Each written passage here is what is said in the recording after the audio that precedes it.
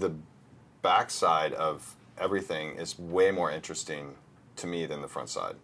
So the backside of a film production like you, or a production like this, where you guys are, there's like 4 of you sitting here, and you're all looking at me, and there's lights and stuff. I think that structure is way more interesting than me right now.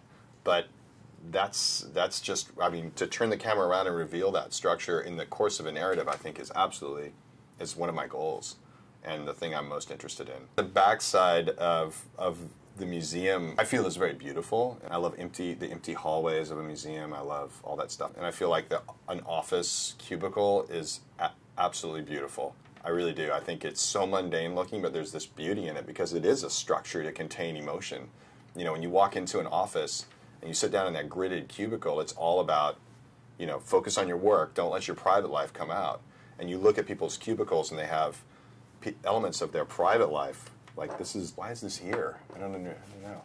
But, there's like elements in this space that are personal, but we're here for work, and I think that that's a really amazing physical structure that we get into, and I love the way they look, and I love the way that the drama can spill over sometimes and become very uncomfortable.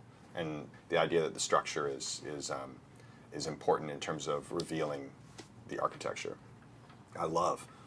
So that part of postmodernism I like. That's not talking too much, right?